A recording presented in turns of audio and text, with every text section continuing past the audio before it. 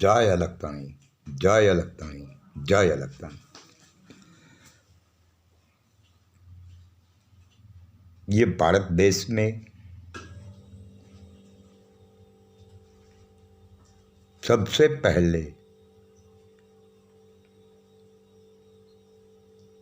जिस वक्त पर ब्राह्मण, क्षत्रिय, वैश्य और शूद्र नाम से ये जाति जाना जाती थी, उस वक्त पर शूद्र ज्ञाति में से एक वीर और धीर पुरुष जिन्होंने ये शूद्र समाज के लिए अपने प्राण की आहुति दे दी। इतिहास गवाह है। पाटन शहर में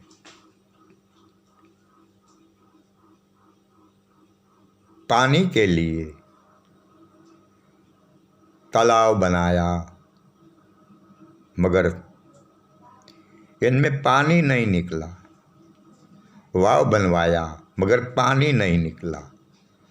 फिर इन ब्राह्मणों ने ऐसा बात किया कि जो कोई 32 नर यहाँ होमाए, अपने प्राण की आहुति दे, फिर पानी आने वाले है। इस वक्त ये शूद्र समाज जो है वो सिमाड़े गांव से दूर रहने वाली थी, झुपड़िया बांधकर, और इनके गले में कुल्ली रखने, क्योंकि जो थूकते हैं मुंह से तो ये कुल्ली में थूके, ये पृथ्वी पर नहीं। और इसके पीछे एक झाड़ के डाली बांधी और वो चले तो उसका जो पाँव का चिन्ह है वो साफ हो जाए।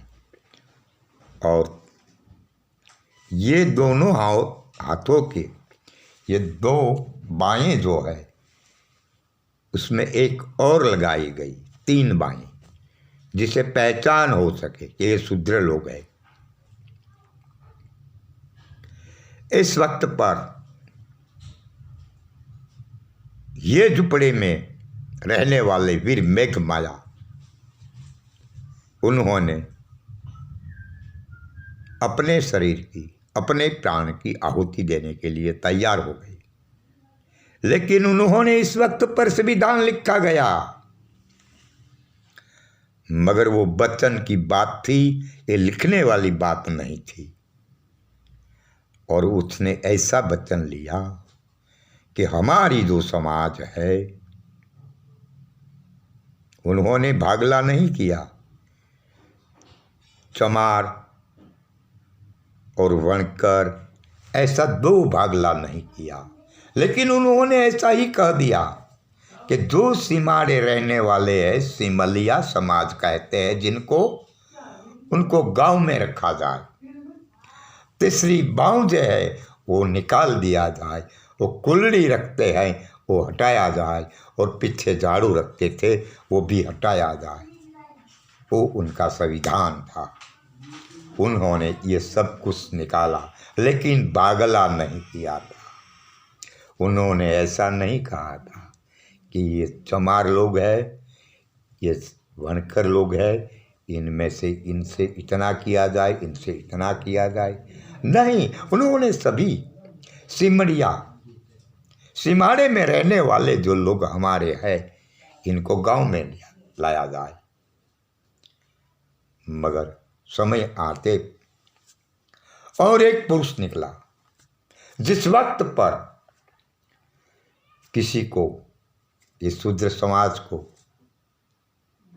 मूर्ति पूजा करने का अधिकार नहीं था, तब काशी में ब्राह्मण समाज के विरुद्ध करने वाले संत रविदास महात्मा ने इस पंडे पुंजारियों को हराया और ये समाज शूद्र ज्ञाति वाले इनको मूर्ति पूजा करने का अधिकार दिलाया। वो भी उनका एक वचन सिद्ध संविधान लिखा गया।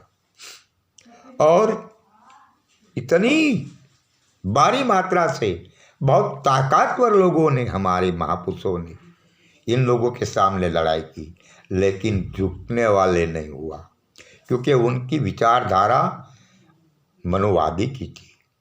इसलिए उन्होंने अपने जोर से ये लोगों पर गुलामी का तांडव मचा रखा। लेकिन जब डॉक्टर B.R. आम्बेडकर प्रकट हुआ और उन्होंने जिस दिन संविधान लिख के दिया और अधिकार दिलाया, उन्होंने भी पागला नहीं किया कि ये चमार के हित में इतना हिस्सा, ये वणकर के हित में इतना हिस्सा, ऐसा भागलावादी उन्होंने नहीं किया। उन्होंने अनुसूचित जाति, अनुसूचित जनजाति और ओबीसी समाज, इनका अधिकार देने के लिए संविधान में जोगवाई कर दिया गया। यही हमारे महापुरुषों की पहचान है।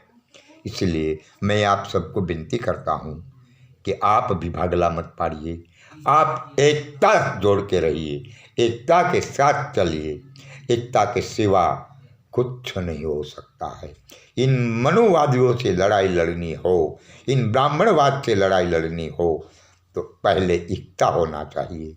इसलिए हमारी आप सबको विनती है कि एकता करें।